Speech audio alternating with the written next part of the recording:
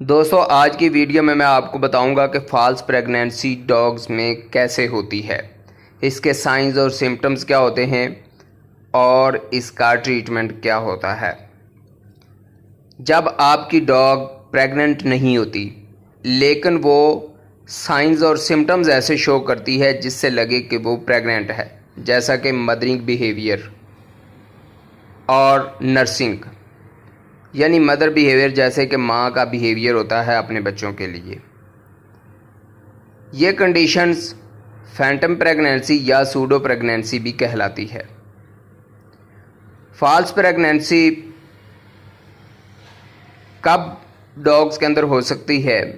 False pregnancy dogs में वो mating कर लें या ना करें, दोनों सूरतों में हो सकती है और उनके हीट साइकिल के 4 से 9 हफ्ते के बाद ये हो सकती है। लेकिन जो स्पेयर डॉग्स होते हैं, यानी जिनकी ओवरीज निकाली होती हैं, न्यूट्रिंग की होती है, उनके अंदर फॉल्स प्रेगनेंसी नहीं हो सकती। फॉल्स प्रेगनेंसी डॉग्स में किसी भी एज पर हो सकती है, लेकिन जो इसकी सिविरिटी होती है और ड्यूरेशन जो होती है क्लिनिकल साइंस की, वो डॉग से डॉग्स में वेरी करती है या एक ही डॉग में मुख्तलिफ हीट साइकिल्स के अंदर भी वेरी करती है। यानी अगर एक फीमेल डॉग के अंदर हीट साइकिल के बाद फॉल्स प्रेगनेंसी हुई है, अगर आपने उसका सही तरह से ट्रीटमेंट नहीं करवाया तो नेक्स्ट टाइम जब उसका हीट साइकिल आएगा तो वो फॉल्स प्रेगनेंसी के साइंस बढ़ सकते हैं, यानी कि इसके चांसेस ज़्यादा होंगे। फिर फॉल्स प्रेगनेंसी की कॉजेज़ क्या होती हैं?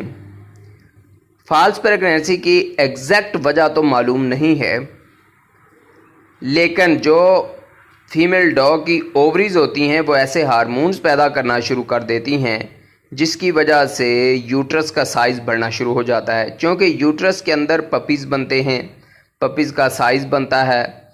जब उनकी फिर साइकिल कंप्लीट हो जाता है 60 या 65 डेज़, तो फिर पपीज़ पैदा होते हैं। लेकिन फॉल्स प्रेगनेंसी में यूट्रस का साइज़ तो बढ़ जाता है लेकिन पपीज़ पैदा नहीं होते, यानी बेली का साइज़ बढ़ता है। इसके अलावा जो हार्मोन्स होते हैं वो फिर साइंस मेमरी ग्लैंड्स की तरफ भी भेजना शुरू कर देते हैं, यानी कि जो फीमेल डॉग के निपल्स होते हैं वो बढ़ना शुरू हो जाते हैं, उनके अंदर मिल्क टाइप जो फ्लूइड होता है वो आना शुरू हो जाता है। तो इस तरह ये साइंस होते हैं वो जाहिर करते हैं जैसे आपकी फ़ीमेल डॉग जो है वो प्रेग्नेंट है, लेकिन वो एक्चुअली प्रेग्नेंट होती नहीं है। ये सिर्फ साइंस होते हैं। इसके साइंस क्या होते हैं? जैसा कि नेस्टिंग, यानी नेस्टिंग मीन्स कि वो बर्थ के लिए अपने आप को प्रिपेयर करती है। उसके अंदर मदरिंग बिहेवियर आना शुरू हो जाता है, जैसे एक माँ का बिहेवियर होता है, जैसे टॉयज़ या स्मॉल ऑब्जेक्ट्स होते हैं उनके पास वो किसी को आने नहीं देती, जैसे वो अपने बच्चों का ख्याल रखती है ऐसे इन टॉयज़ का ख्याल रखना शुरू कर देती है। उसके अंदर रेस्टलेसनेस आ जाती है, यानी वो एक जगह पे टिक कर नहीं बैठती, इस तरह थकी थकी सी नज़र आती है। समटाइम्स आपकी फ़ीमेल डॉग इन साइंस के अंदर वॉमिट करना भी शुरू कर देती है, यानी जैसे वो प्रेग्नेंट हो और उसको वॉमिटिंग आ रही हो, नोज़िया वगैरह, इस तरह के साइंस। इस तरह उसके अंदर भूख लगना भी कम हो जाती है, खाना पीना वो कम कर देती है, जिससे आप परेशान भी होते हैं कि पता नहीं इसको क्या हो गया है। एब्डोमिनल डिस्टेंशन भी आपको देखने को मिलती है, यानी कि उसका जो बेली साइज़ होता है, यूट्रस का साइज़ होता है वो बढ़ जाता है, उसका पेट बड़ा हुआ नज़र आपको आता है। इसके अलावा उसके जो निपल्स होते हैं वो बड़े बड़े नज़र आते हैं। समटाइम्स उसके मेमरी ग्लैंड्स या निपल्स में से मिल्क की तरह का फ्लूइड निकलता हुआ नज़र आता है और आप ऐसे समझते हैं कि जैसे कि वो प्रेग्नेंट होगी। ये साइंस होते हैं। फॉल्स प्रेगनेंसी को डायग्नोज कैसे किया जाता है? फॉल्स प्रेगनेंसी को डायग्नोज आप उसके साइंस से कर सकते हैं। इसके अलावा ये भी समटाइम्स हो सकता है कि उसकी जो यूट्रस है उसके अंदर कोई इन्फेक्शन ना हो।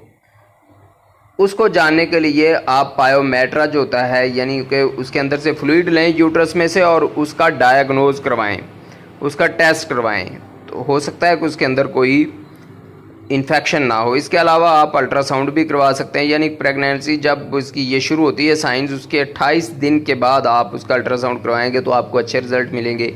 इसके अलावा आप एक्सरे भी करवा सकते हैं। अगर आप 45 दिन के बाद एक्सरे करवाएंगे तो आपको उसके रिज़ल्ट अच्छे मिलेंगे। इन चीज़ों से आप डायग्नोज कर सकते हैं। Treatment for false pregnancy in dogs. Mild cases के अंदर तो फॉल्स प्रेगनेंसी जो होती है इसका कोई ट्रीटमेंट इतना रिक्वायरमेंट नहीं होती और 2 से 3 हफ्ते के बाद ये साइंस होते हैं वो ख़त्म हो जाएंगे। लेकिन अगर आपकी डॉग इल नज़र आती है, पर बीमार नज़र आती है आपको, तो आप सिम्प्टोमेटिक ट्रीटमेंट उसका कर सकते हैं, जैसा कि एंटी इमेटिक्स दे सकते हैं जो उसकी वॉमिट को रोकेंगी। इसके अलावा उसको भूख लगाने के लिए उसको आप कोई दवाई दे सकते हैं, मेडिसिन दे सकते हैं। इसके अलावा जो उसके मेमोरी ग्लैंड्स होते हैं उनकी रिडक्शन के लिए, उनका साइज़ कम करने के लिए और फ्लूइड की रिटेंशन जो होती है उसको ख़त्म करने के लिए आप डायूरेटिक्स उनको दे सकते हैं। इसके अलावा आपका जो वेट है वो आपको वार्म या कोल्ड पैक्स जो होता है वो भी रिकमेंड कर सकते हैं कि आप वो मेमोरी ग्लैंड्स के ऊपर रखें ताकि उनकी जो इन्फ्लेमेशन है वो डिक्रीज़ हो और जो लैक्टेशन उनकी आ रही है या उसके मेमोरी ग्लैंड से जो फ्लूइड सा निकल रहा है वो कम हो जाए। अगर आपकी डॉग जो है वो एग्रेसिव है या एंग्री सी है नज़र आती है आपको, तो आप उसके लिए सिडेटिव्स या ट्रैंक्विलाइजर्स भी इस्तेमाल कर सकते हैं। फॉल्स प्रेगनेंसी को कैसे प्रिवेंट किया जा सकता है? फॉल्स प्रेगनेंसी को एक तरीका है ज़बरदस्त जिससे आप उसको प्रिवेंट कर सकते हैं और वो है surgical removal of the ovaries, या फिर जो यूट्रस होती है उसको आप स्पे सर्जरी के ज़रिए से ख़त्म कर सकते हैं। तो इस तरह क्या होगा कि आपको ये जो फॉल्स प्रेगनेंसी के साइंस होते हैं या मदर बिहेवियर होता है उसका वो ख़त्म हो जाएगा। लेकिन आपको एक चीज़ का इस ख्याल रखना है, जब आपकी डॉग आपको ये साइंस यानी फॉल्स प्रेगनेंसी के साइंस दिखाना शुरू कर दे तो उसके दौरान आपने स्पेइंग सर्जरी नहीं करनी, उसको न्यूट्र नहीं करना, उसकी ओवरीज नहीं निकालनी है जब तक वो साइंस बिल्कुल ख़त्म ना हो जाए। अगर आप इसके दौरान निकालेंगे तो वो साइंस कंटिन्यूज रहेंगे और कई हफ्तों तक वो आपको नज़र आते रहेंगे। इसलिए कोशिश करें कि जब वो फॉल्स प्रेगनेंसी ख़त्म हो जाए तो फिर आप इसकी स्पेइंग करें या इसको न्यूट्र करें। तो इस तरह आपकी डॉग जो होती है वो फिर साइंस कम करना शुरू कर देती है।